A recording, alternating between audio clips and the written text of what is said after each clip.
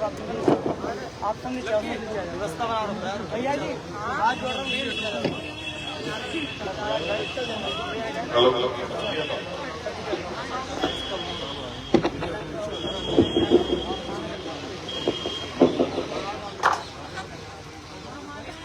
बहुत शुक्रिया, धन्यवाद संचालक महोदय। किरतपुर की ये बहुत ही बेहतरीन सरजमी, यहाँ उपस्थित किरतपुर के सभी सम्मानित क्षेत्रवासी, इस क्षेत्र के बहुत ही सम्मानित नेतागण, जिम्मेदार लोग, उपस्थित माए बहनें, नौजवान साथी, भाइयों बुजुर्गों, हमारी पार्टी के सभी सम्मानित नेता, विधानसभा, जिला, प्रदेश। आज की सभा में अपनी बात रखने से पहले समय समय पर भारत की धरती पर जन्मे सभी संतों, गुरु, महापुरुषों को नमन करता हूं। और अभी जब मैं सभा में आकर बैठा तो यहाँ से बिल्कुल थोड़े से पीछे, लगभग 100 मीटर ही रहा होगा, मैंने देखा कि बहुत सारे लोग मायूस बैठे हुए हैं। तो मैंने इनसे आते पूछा कि मुझे लगता है कि वहां पर तकलीफ हुई है, तो उन्होंने मुझसे कहा कि वहां एक इंतकाल हो गया है। और मैं ये समझता हूं कि अभी राजनीतिक लड़ाई ठीक है, मंच सभाएं ठीक है, लेकिन अगर हम किसी के दुख में शामिल नहीं हो सकते तो इसका मतलब हमारी इंसानियत मर गई। तो मैंने इनसे कहा कि चलो सभा जल्दी खत्म करते हैं, वो भी इसलिए कि आपने मेहनत करके, पैसा खर्च करके, अपना समय आपने दिया है, आप यहाँ बैठे, इसलिए कम बातों में सभा खत्म करेंगे, उनके बीच में चलेंगे और जो दुख है उनका बांटेंगे। बाकी मैं मानता हूं इज्जत, जिल्लत, मौत, जिंदगी, ये सब जिस कुदरत ने, ऊपर वाले ने जन्म दिया है उनके हाथ में, उसकी ज्यादा परवाह नहीं करता, बस कर्म करता हूं। तो यहाँ पर सभी पुनः सभी साथियों का धन्यवाद, हमारे प्रशासन के लोग, पुलिस के लोगों का भी धन्यवाद। अब मेरे बारे में मुझसे पहले बहुत सारे हमारे सीनियर साथी अपनी बात रखते हुए कह रहे थे। ये सच है कि जब जुल्म, जाति, अत्याचार होता है, ना मैं सरकार देखता हूं, ना जाति देखता हूं, ना घर, ना प्रदेश देखता हूं, जहां भी किसी पे जुल्म, जाति, अत्याचार होता है, मैं अपनी ड्यूटी अदा करने जाता हूं। और ये काम पिछले 10 साल से मैं हर दिन करता हूं। आप बहुत जागरूक लोग हैं, मुझे बताया गया अम्पाल जी द्वारा कि यहाँ पहले बहुत ताकत तैयार की गई। मेरे पास तो लोग बैठे, बहुत सम्मानित लोग हैं क्षेत्र के, यहाँ मुझसे वैधानिक में तमाम लोग मेहनत करते हैं। लेकिन आज हमारे प्रदेश और देश के हालात क्या हैं, ये मैं देखना चाहता हूं। हमारे प्रदेश और देश के हालात ये हैं कि अगर कोई अपनी सामाजिक, आर्थिक, धार्मिक आजादी पर कोई सवाल कर देता है तो सवाल करता बाद में, मुकदमा पहले लिखा जाता है। जो चोरी, लूटपाट करके, गरीबों का पैसा लूट के, किसानों की जमीन दबा के, कमजोरों की जमीन दबा के बैठे, उन तक तो शायद कानून के हाथ सामने पहुंचे, लेकिन गरीब आदमी की गिरबान पर कानून का हाथ जमते चला जाता है। और आजकल न्यायपालिका द्वारा नहीं हो रहा, बुलडोजर द्वारा हो रहा। तमाम तरह से जो और कमजोरों को कमजोर बनाने का प्रयास किया जा रहा है। ये देश अंग्रेजों का गुलाम था, अंग्रेजों की गुलामी काटने के लिए देश के शहीदों ने बहुत बलिदान दिए। और कोई एक जाति धर्म के लोग नहीं थे, सभी जाति धर्म के लोग शामिल थे। सबने संघर्ष किया, तब जाकर आजादी आई। आजादी के साथ बहुत सारे लोगों के संबंध में सवाल थे कि आजादी तो आ गई है, लेकिन क्या इस मुल्क में हम सबको बराबरी का अधिकार मिलेगा? उस बराबरी के अधिकार के सपने को डॉक्टर बाबा साहब अम्बेडकर ने संविधान में तैयार किया और हर व्यक्ति को एहसास दिलाया कि इस मुल्क में आपकी बराबर की हिस्सेदारी है, आपके स्वाभिमान सम्मान की रक्षा होगी, आपको अवसर मिलेंगे, सामाजिक गैर बराबरी खत्म होगी, छुआछूत खत्म होगा, भाईचारा आएगा, तरक्की के रास्ते जुड़ेंगे, आपको अपने दीन की, धर्म की आजादी होगी, मुल्क आगे बढ़ेगा, तरक्की करेगा, दुनिया में नाम होगा। लेकिन हुआ ये, मैं इसमें दुश्मन की ताकत नहीं मानता, आपकी लापरवाही मानता हूं। आपने ऐसे लोगों को मौका दिया, ऐसे लोगों के साथ आप खड़े रहे कि उन्होंने ना अपना काम किया, ना आपका काम किया। आज मुल्क में हालात है, उत्तर प्रदेश हो या केंद्र की सरकार उनका बस चले तो वो आपसे अपनी रोजी रोटी का अधिकार भी छीन ले। नए नए कानून बन रहे हैं, यहाँ ठेले ले लगेंगी, ये दुकान नहीं खुलेगी, ये नहीं होगा, वो नहीं होगा, ये सब चीजें इसलिए बन रही है क्योंकि वो आज भाजपा आरएसएस के लोग सरकार में बैठे हैं और सरकार में बैठ के सरकारी मशीन से गरीबों को सताने का काम कर रहे हैं। न किसान खुशहाल है, न मजदूर खुशहाल है, न व्यापारी खुशहाल है, न दलित पिछड़े मुसलमान खुशहाल है, न ही महिलाएं सुरक्षित है।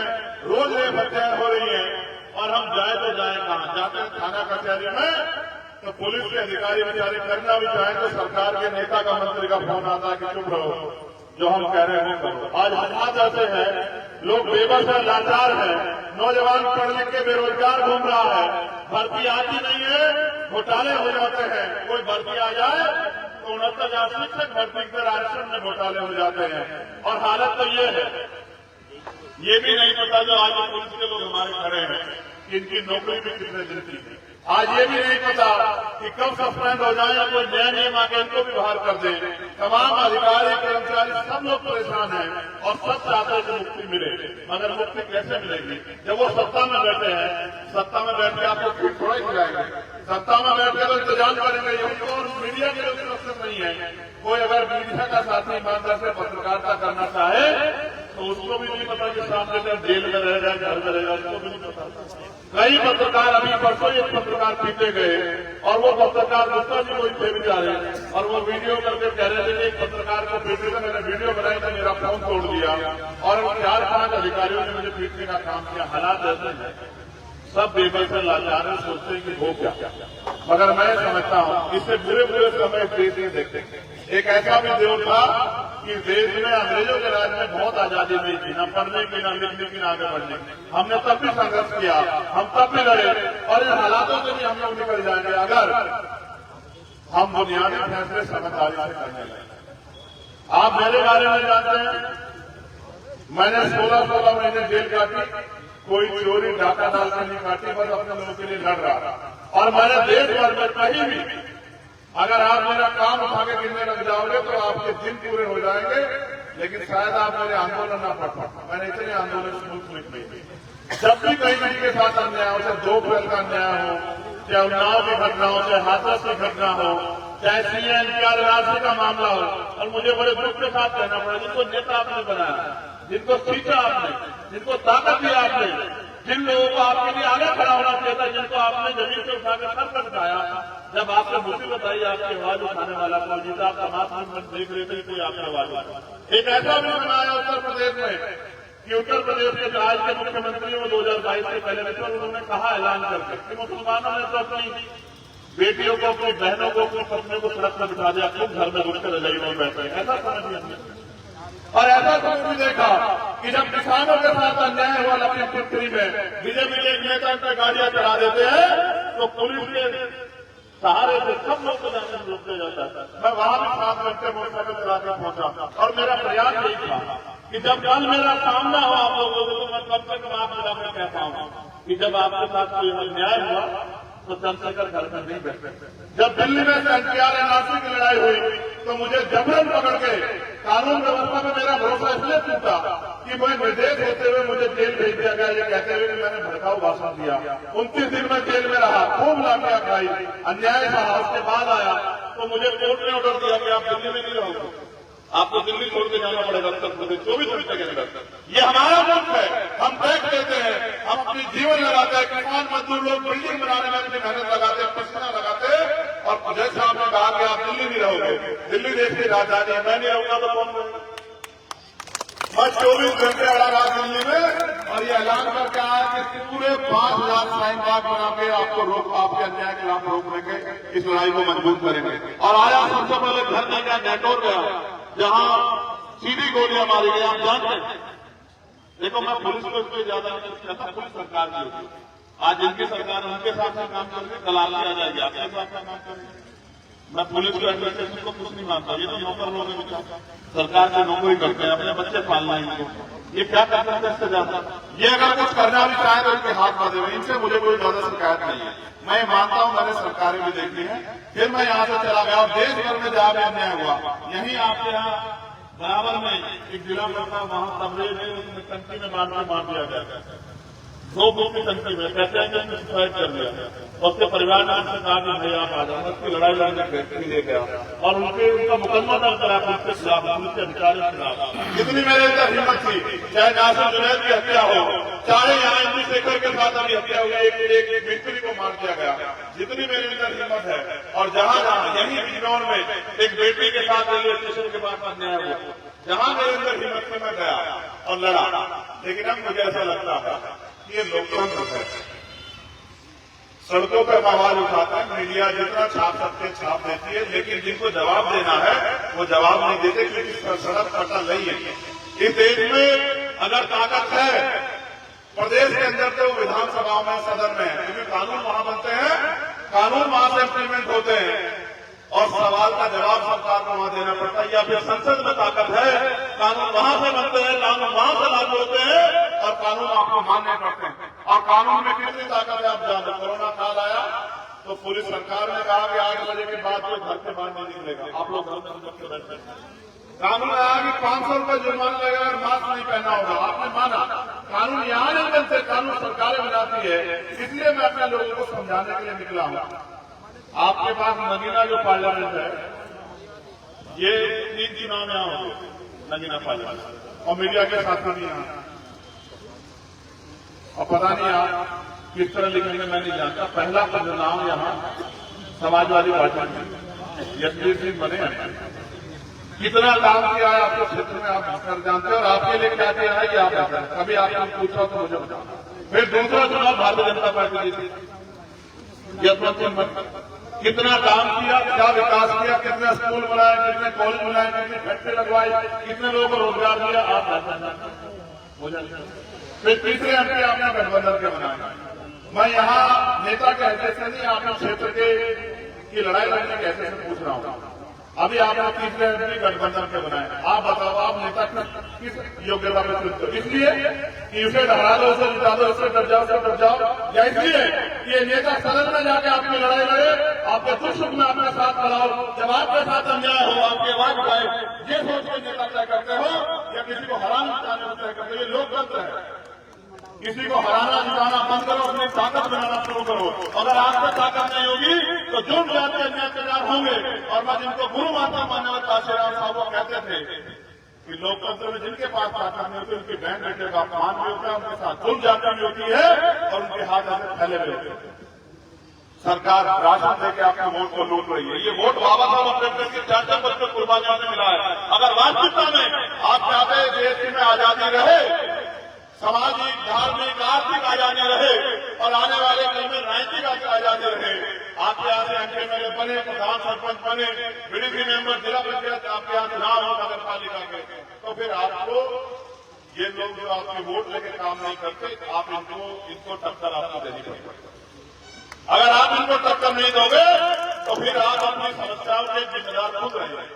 और मेरे लोग को जिनमें मैं पैदा हुआ, जो मेरी माए बहन बैठे तो कितनी ठगी गई है पैदा जाकर। चुनाव के बाद तो उनकी बच्चे में कोई पैरा नहीं आता। अभी बीजेपी के लोग, तमाम पार्टी लोग निकलेंगे, कहेंगे खाना खाएंगे, ये करेंगे। ये वोट हमें खाना खाने खिलाने की नहीं मिली। जो अधिकार हमें नहीं थे संविधान से पहले, उन अधिकारों को लागू कराने के लिए वोट की ताकत मिलेगी। अपनी ताकत को मजलूम, पिटे हुए, सताए हुए, गरीब, कमजोर इकट्ठे हो जाए महिलाएं और ताकत बना के अपनी लड़ाई लड़ें। और मैं आपसे कहना चाहता हूं, आज हालात ये है, कोई पैसे वाला राजनीति नहीं कर सकता, कोई व्यापारी राजनीति नहीं कर सकता। जिसके पास पैसा है, सीबीआई, ईडी, इनकम टैक्स वाले सुबह उसकी गर्दन पकड़ते, शाम के टाइम भारतीय जनता पार्टी में। आज तो मैंने ये भी देखा, मैं विष्णु रहा था, मैंने देखा बहुत सारे मुस्लिम समाज के लोग बेचारे बीजेपी का झंडा लगा। मैंने रात में कहा क्यों घूम रहे, तो कहा थोड़ा व्यापार करते बंद हो जाएगा, किसी नहीं लगाएंगे। तो ये हालत हो गई है कि डरा के, धमका के, लूट के, बेबस करके राजनीति की जा रही है। ये लोकतंत्र नहीं हो सकता है। इसलिए मैं आपसे कहना चाहता हूं, अगर आप चाहते हैं यहाँ आपके बच्चों को अच्छी शिक्षा मिले, आपके स्कूल कॉलेज बंद ना हो, अच्छे अस्पताल बने, उनमें आपके लिए इलाज की व्यवस्था हो, नौजवानों के लिए नौकरी की व्यवस्था हो, रोजगार की व्यवस्था हो, लोन मिले, लोगों को काम करने के अवसर हो, और तमाम तरह से जो अपनी राजनीतिक ताकत बढ़ाने के लिए जो अन्याय किया जा रहा है, स्पेशली मुसलमानों पे, दलितों पे, पिछड़ों पे, आदिवासियों पे, ये बंद, सिखों पे, जैन पे, बुद्धिस्टों पे कहाँ जाती है? कोई जिस व्यक्ति को तो कार्यक्रम करके दिखाए परमिशन लेनी पड़ेगी। और तब पुलिस के लोग भी आके किसी के इशारे में नेता करके महापुरुषों को तस्करे फैलते पता ही नहीं। अगर कोई मुसलमान काम का कोई अपना धार्मिक आयोजन करना चाहे कर ही नहीं सकता है, कोई सिख और जैन करना चाहे कर ही नहीं सकता है। जैन समाज के लोग जितने भी काम करते हैं सब पर भाजपा के लोगों ने कब्जा कर लिया। उनका एकमात्र मकसद ये है कि जैसे ईस्ट इंडिया कंपनी ने इस देश को गुलाम बनाया था, वो चाहते हैं कि अडानी अंबानी देश के सारे बिजनेस पे कब्जा कर ले और वो व्यापारी हिंदू मुसलमान कोई भी हो वो सब उनके अधीन हो जाए। ऐसा बन जाएगा मुल्क कि आपको रोजी रोटी के लिए भी, आपको पीने के लिए पानी और दूध के लिए भी अधीन होना पड़ेगा अडानी अंबानी के। और अडानी अंबानी के अधीन होने से अच्छा है कि हम ऐसे लड़े जैसे इस मुल्क को बचाने के लिए इस देश के क्रांतिकारी लड़े। और अगर हमने ठान लिया कि हम लड़ेंगे तो हमें कोई रोक नहीं सकता है। लोकतंत्र में बहुत शक्ति है। जिस सत्ता के दम पे आप लोग हाल पीछे हैं कि देश को कमजोर कर रहे हैं, वो सत्ता हम इनसे छीन लेंगे। एक ऐसा प्रेम भाईचारा गठजोड़ हम यहाँ पे बनाने का काम करेंगे नगीना से, जिसकी ताकत, जिसकी हिम्मत, जिसकी ऊर्जा, जिसकी उम्मीद पूरे प्रदेश में जाएगी और पूरे प्रदेश से हम लोग इसको खदेड़ने का काम करेंगे। इसलिए मैं आपसे कहना चाहता था, अब तक आपने मुझे सड़क पर ताकत दी, आप हमेशा मेरे साथ खड़े रहे, आपने मेरा हौसला नहीं गिरने दिया, आपने हमेशा एहसास किया कि चंद्रशेखर कमजोर नहीं है, चंद्रशेखर ताकत है। मैं इस बार पहली बार आपके बीच में आऊं कि आप मुझे वोट की ताकत भी देते। अगर आपने मुझे वोट की ताकत दी तो मैं वचन देकर कहता हूं संकल्प के साथ नेतृत्व के ऐतिहासिक धरती पे कि कभी आपको किसी नेता की जरूरत नहीं पड़ेगी। चंद्रशेखर आजाद बेटा बनकर यहाँ काम करेगा इस क्षेत्र के लिए और आपके स्वाभिमान सम्मान की लड़ाई लड़ेगा, आपके बच्चों के अधिकारों की लड़ाई लड़ेगा। और कोशिश ये करेगा, क्योंकि मैं पढ़ा लिखा वकील हूं, मैंने सरकारें देखी है कि इस क्षेत्र में विकास के अवसर और रोजगार के अवसर तैयार हों। इस क्षेत्र में जो जुर्म जाति नेता लोगों को डरा के कर रहे हैं वो बंद हो जाए, आपकी आवाज बढ़े और जहां भी आपकी आवाज उठे और संसद में भी आपकी आवाज उठे और आपके क्षेत्रों में काम हो, लोगों को मजबूर होकर आपके लिए काम कराने पड़े। इसलिए मैं आपसे अपील करता हूं कि नगीना में आप मेरी मदद कराएं और मुझे लड़ाई को लड़ने का मौका था। अगर आपने हौसला मुझे दिया तो मैं लिख के देता हूं कि आने वाला कल नगीना का नहीं, इस क्षेत्र का वो बहुत मजबूत होगा और यहाँ हम लोग आजादी के साथ अपनी बात को आगे बढ़ा पाएंगे। बहुत बहुत धन्यवाद।